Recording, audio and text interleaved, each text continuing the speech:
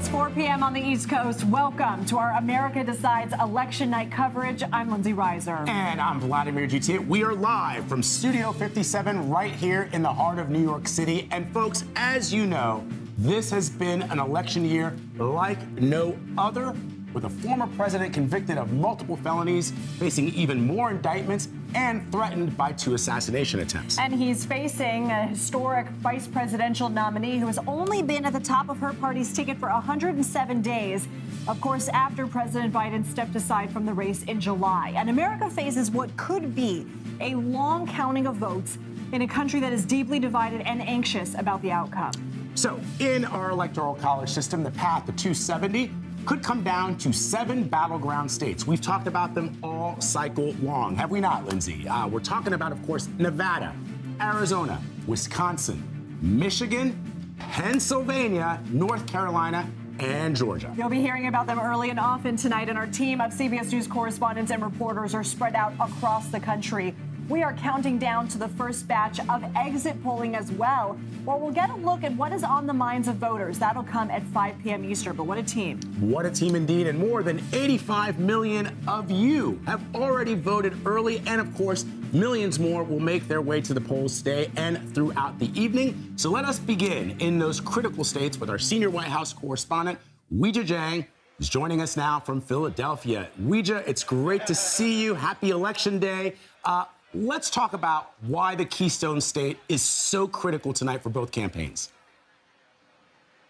Vlad and Lindsay, it is great to be with you. Well, it is the biggest battleground state, and that means it has the biggest number of electoral votes up for grabs, 19. And that matters because even though both campaigns say they still have a path to victory, even if they lose Pennsylvania, the reality is it is virtually impossible for them. They would have to sweep several other states that are, as you mentioned, extremely tight. So the point is, if they win Pennsylvania, it is that much easier for them to win the White House. And folks here in the state know it.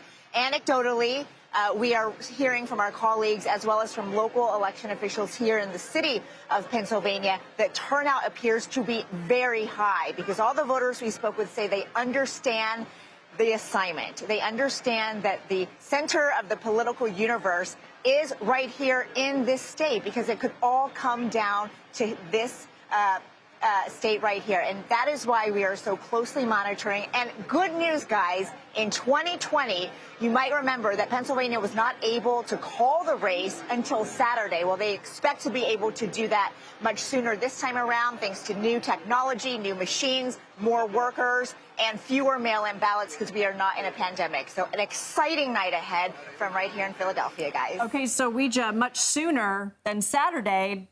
Do any officials give you a day of when we might know? That depends. It also depends on how close the race is, right, and when they might be able to call it, because if there's still ballots left, but someone has already won the majority of registered voters, then, you know, they could perhaps call it. Now, nobody, I should say, is willing to commit to a deadline for when they think it's going to happen, but we are hearing Wednesday evening, Thursday morning, and very little beyond that. So that is at least a day and a half earlier than 2020. Okay, Weijia Jiang in Philadelphia, thank you. Let's go down to Detroit, Michigan, where we find CBS News national correspondent Jericka Duncan. Jericka, what key voter blocks are you keeping an eye out for tonight? Well, let me just set the scene for you guys really quickly. We've been here all morning, and there has been a steady stream of voters. You also hear a lot of celebrations because that's what happens when they acknowledge there's a first-time voter. As far as the voting blocks that we're really focused on, you have the black male vote, which we've seen a lot of polls showing that Donald Trump was gaining some support in that area. You have the UAW members. We spoke to the president of the UAW about an hour and a half ago. He talked about his focus on policies, said that there's been a huge outreach to his members because they endorsed Vice President Kamala Harris. When I asked him, though, why do you think that Donald Trump's message is resonating with a lot of those blue-collared labor workers, he said, quote, quite frankly, he thought that he was doing a good job of playing on the fears of a lot of people who are worried about their jobs being taken by other people. Another block to note are the Arab Americans. Why? Because here in Michigan is 200,000 3,000 roughly Arab Americans that live here, the most concentrated in this area. And you have a number who have expressed that they are not comfortable with how Biden and Harris have handled the war in Gaza. So they're saying that they may not support the Democratic candidate, Kamala Harris. All right, Jericka Duncan for us in Detroit. It's going to be a long night. Thank you, Jericka. Over to Milwaukee, Wisconsin. That is where we find Janet Shamlian standing by. So, Janet, you're at a ballot counting center. Tell us what you're seeing right now. Hi, Vlad. This is Central Count in Milwaukee. Every in-person early voting ballot and absentee mail-in ballot will be counted here. That's currently 106,000 ballots, but that number is likely to rise as more ballots are brought in today. You can see 300 people working here behind me. Unlike some states, they cannot start counting these ballots before today, and that's why it's going to be a late night, or more likely a very early morning here in Milwaukee, Wisconsin. Earlier today, we were at a number of polling places ranging from Marquette University to one on the city's north side. Most notable was people's enthusiasm for the voting process. There have really been no big problems here today. A little bit of spotty rain, but other than that, voting going strong here in Wisconsin. Love to see Lindsay, it. back to you. Love to see that, Janet. Thank you very much. Appreciate it. All right, we're going to check in with the Sun Belt states. Alliterations always get me. A bit later on, let's get now, though, to presidential campaign headquarters. CBS News Chief White House correspondent Nancy Cordes is with the Harris campaign at her alma mater, Howard University in Washington, D.C. And CBS News political correspondent Caitlin Huey-Burns is in West Palm Beach, Florida, with the Trump campaign. Let's start with our Nancy Cordes. So, Nancy, let's talk about what we can expect from the vice president on election night and just talk about the historic setting, Howard University, where the former president has actually questioned her race. This sends a really, really strong message. Right. I'm standing in the quad at Howard University, of course, a famed historically black college university. It is Vice President Harris's alma mater. She says that's why she wanted to come back here tonight to use this as her campaign headquarters, her watch party. She's not here right now. In fact, just a short time ago, she went to Democratic headquarters down in downtown D.C., basically to thank the staffers and volunteers who have been working so hard for her over the past few months. She also did a little bit of last-minute phone banking. Can you imagine if you're sitting at home and you get a phone call from the vice president herself telling you that you still need to get out and vote? Other than that, she's been behind closed doors today, and we haven't been given any indication about when she might make an appearance here at her own watch party. I'm told it all depends on what the returns look like. They're also going to be watching to see what Donald Trump does. Does he come out and claim victory before there is a victory to be claimed by either side? And if he does, what does she do then? They say they've got plans for every eventuality, guys. Nancy Cordes in Washington, thank you so much. Caitlin, over to you in West Palm Beach, Florida. How confident is the Trump campaign about its chances tonight?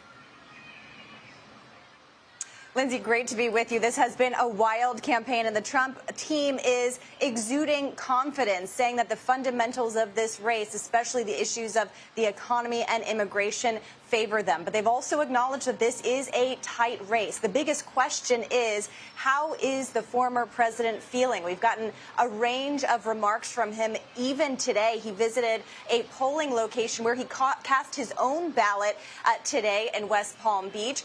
He said that so far he believes that the election is fine, but he has also, almost in the same breath, raised doubts about the election process and cast unfounded doubts about election machines. But this has been a tumultuous race for the former president.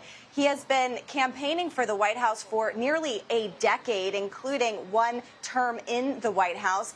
He's hoping in this third and final campaign to have a win, but it all comes down to those battleground states. And Lindsay, I've been traveling with him across the country. He has had a very intense campaign schedule, hitting 4 stops yesterday, a rally late last night in Grand Rapids, Michigan, a key swing state that lasted until 2 o'clock in the morning. The big question, though, as Nancy alluded to, is whether he comes out tonight and declares prematurely any sort of victory and causes any sort of further questions or chaos about this election. We'll stay tuned. All right, Caitlin Huey-Burns in West Palm Beach, Florida, thank you. All night and for as long as it takes to project a winner, our CBS News data desk is analyzing the results as they come in from local and state officials and precincts. CBS News Executive Director of Elections and Surveys, Anthony Salvanto, is here with a look and how to watch the results. Anthony?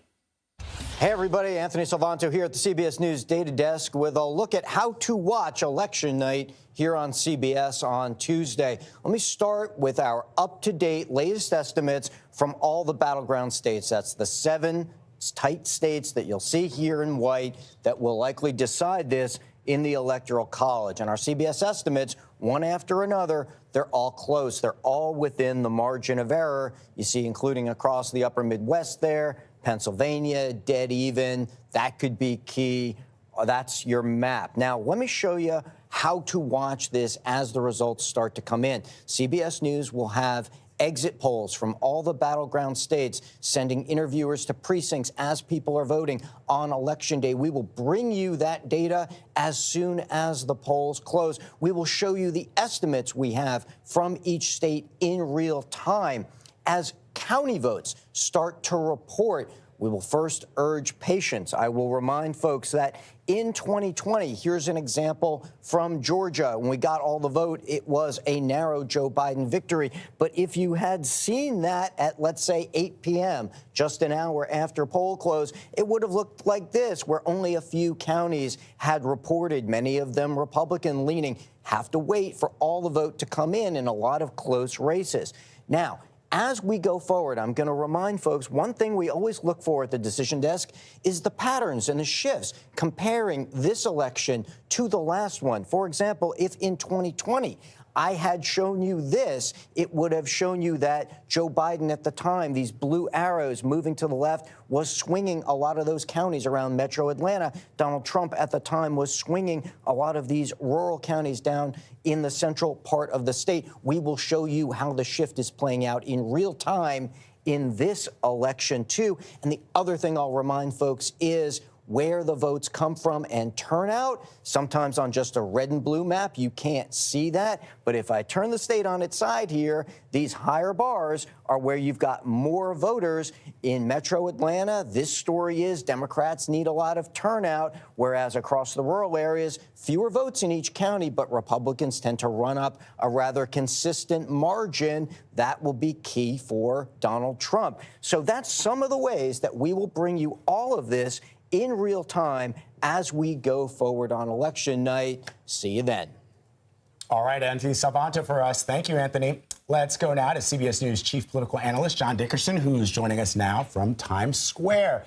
John, I thought it was interesting that Anthony focused on the state of Georgia. As you know, our Bob Costa reported this morning that some sources within the Trump campaign say he might potentially declare an early victory even before all the results are counted, before there's an official declaration. So break down sort of what's at stake in this election, because to me, that's sort of a microcosm of what we've been talking about all cycle long. Well, there's a lot that's at stake in this election, but let's start with that. I mean, candidates don't get to declare that they won. We saw in 2020 that Donald Trump claimed that he won, and he didn't win, and he's still claiming that he won in 2020. And that's, of course, a lie. And he used that lie to persuade people to march to the Capitol. And, of course, there was violence in his name, for which the leaders of his party blamed him.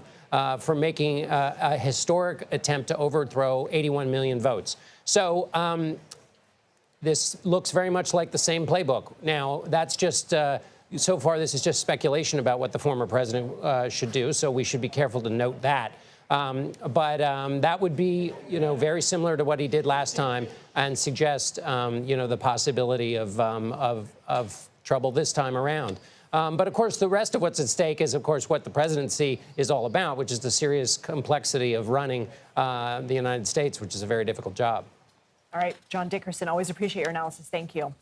And the presidency isn't the only contest on the ballot tonight. From Arizona to Pennsylvania, there are razor-thin margins in Senate and House races. We're going to break down the races that could determine the balance of power in Congress. You're watching CBS News' America Decides Election Night Special.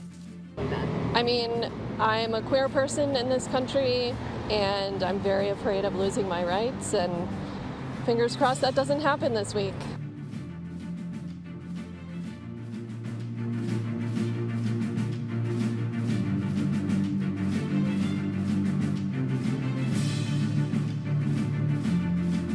Get Get all the CBS News election information at your fingertips, including full access to interactive election maps, push alerts on major races, plus breaking news and 24/7 streaming coverage. Get the free CBS News app now.